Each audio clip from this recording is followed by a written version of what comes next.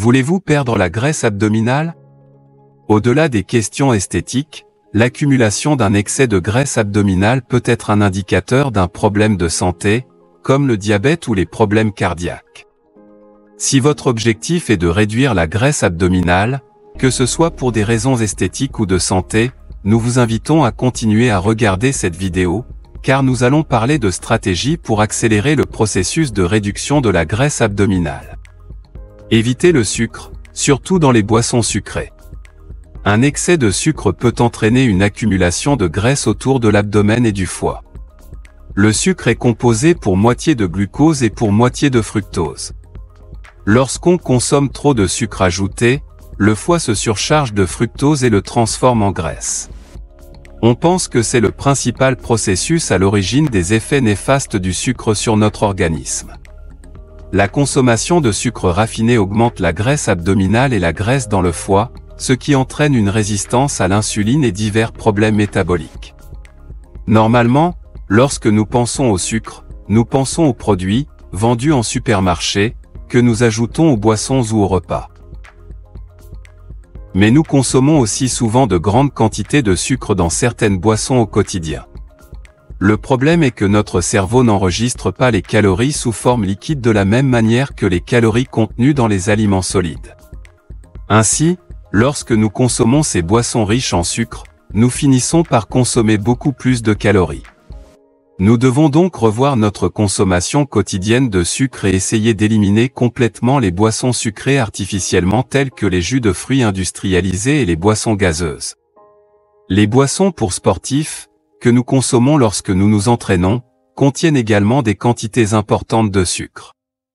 Si vous ne vous entraînez pas, il serait bon de ne pas abuser de ces boissons. Prenez l'habitude de lire les étiquettes des aliments, en ne choisissant que ceux qui ne contiennent pas de sucre raffiné. Mais attention, souvent le nom, la couleur et la légende d'un produit nous déroutent, nous faisant croire que nous sommes devant une alternative saine, alors que souvent il n'en est rien. Par exemple, les mots naturel, bio, bio ou diète ou light font partie des labels les plus puissants que l'on puisse trouver, et qui nous font penser à des produits sains pour l'organisme. Toutefois, ni naturel ni biologique ne signifie sain, mais peut contenir des ingrédients tels que des sirops, du saccharose, du miel ou d'autres sucres ajoutés. C'est également le cas des étiquettes portant le nom diète ou light sur la couverture avant. D'autre part, les produits biologiques sont également souvent proposés comme des options saines et adaptées à un régime alimentaire sain. Un aliment bio ou biologique est un aliment produit dans le respect d'exigences telles que l'utilisation des ressources naturelles présentes sur le site, et la saison de culture ou d'élevage, le respect de l'exploitation durable des sols, la non-utilisation d'OGM. En d'autres termes, bio ou biologique n'est pas synonyme de sain ou de plus nutritif, car il s'agit de la manière dont un aliment est produit. Ce sont là quelques-uns des labels les plus puissants mais qui prêtent à confusion, car en tant que consommateurs nous ne sommes pas suffisamment informés de la signification de chacun d'entre eux et l'industrie les utilise pour augmenter les ventes et la consommation. Étiquettes trompeuses. En plus des sceaux et des étiquettes qui utilisent des désignations puissantes, ou légendes, nous trouvons au supermarché une variété de produits avec des étiquettes pièges. Par exemple, on trouve des produits avec des fruits ou qui mettent en avant le nom d'un fruit sur l'emballage, nous faisant croire que nous accédons à une grande partie de cet aliment, alors qu'ils contiennent moins de 5% de fruits frais, et sont souvent majoritairement composés d'arômes et de sucre. Comment identifier les étiquettes trompeuses? La première chose à faire est de ne pas se laisser tromper par un label 100% naturel ou un label bio, biologique, diète ou similaire. De même, si nous voyons certains noms qui nous font penser à des produits sains, ou des couleurs sur l'emballage qui nous donnent aussi l'idée de santé, ne nous y fions pas, le mieux est de se référer à la liste des ingrédients et aux informations nutritionnelles du produit. Voir la liste de ce que contient chaque produit est la chose la plus éclairante à faire, car on y verra s'il y a du sucre, du miel, des sirops, de la graisse de palme, des farines raffinées ou d'autres ingrédients malsains, qui peuvent quand même être appelés bio, organiques, naturels. Ne vous laissez pas guider par la première impression donnée par les emballages et les étiquettes des aliments, car nombre d'entre eux ne contribuent pas à une alimentation saine. Manger plus de protéines, Les protéines sont peut-être le macronutriment le plus important pour la perte de poids. Elles peuvent réduire les fringales de 60%, augmenter le métabolisme et nous aider à manger en moyenne 440 calories de moins par jour. Les protéines nous aident non seulement à réduire le poids corporel, mais aussi à éviter l'effet rebond, c'est-à-dire à ne pas le reprendre plus tard. En outre, des études ont montré que les personnes qui consomment plus de protéines, et de meilleure qualité, ont beaucoup moins de graisse abdominale. Ces études ont révélé des résultats positifs chez les personnes dont les protéines représentent entre 25 et 30% de leurs calories quotidiennes. Essayez donc d'augmenter votre consommation d'aliments riches en protéines telles que les œufs, le poisson, les légumineuses, les noix, le quinoa, l'avoine, les viandes maigres et les produits laitiers à faible teneur en matières grasses. Ce sont les meilleures sources de protéines pour votre alimentation. Si vous avez des difficultés à atteindre des niveaux de protéines adéquats, vous pouvez utiliser des protéines de lactosérum. La protéine de lactosérum, également connue sous le nom de protéine de petit lait, est la partie liquide produite par la coagulation du lait pendant le processus de fabrication du fromage. Il s'agit d'un liquide qui se caractérise par sa richesse en protéines de haute valeur biologique, utilisées pour élaborer des compléments nutritionnels de protéines en poudre, pour fortifier des aliments tels que les yaourts, les céréales et les produits de boulangerie, et même utilisés dans l'élaboration de préparations pour nourrissons. Manger moins de glucides, c'est un moyen très efficace de perdre de la graisse. Lorsque les gens réduisent leur consommation de glucides, leur appétit diminue et ils perdent également du poids.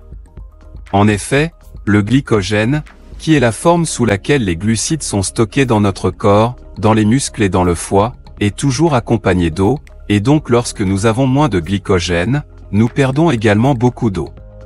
Le fait de consommer moins de glucides réduit spécifiquement la graisse du ventre, et la graisse autour de certains organes comme le foie, dans une plus grande mesure qu'avec les régimes pauvres en graisse.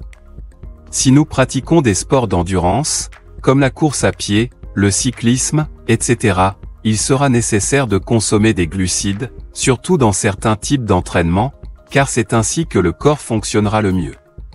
L'idée n'est pas d'abandonner la consommation de glucides, mais de les réduire et de choisir les meilleurs. Ce que vous devez éviter, ce sont les glucides raffinés, comme le sucre, les sucreries ou le pain blanc, et cela devrait suffire, surtout si vous suivez un régime protéiné complet. Si vous faites du sport, vous ne devez pas vous priver de glucides, car ils sont transformés en glucose et peuvent être utilisés par le muscle pour l'activité physique, notamment lors d'un exercice prolongé. C'est pourquoi il est important d'en consommer avant et pendant une séance d'entraînement, lorsqu'elle dure plus d'1 heure.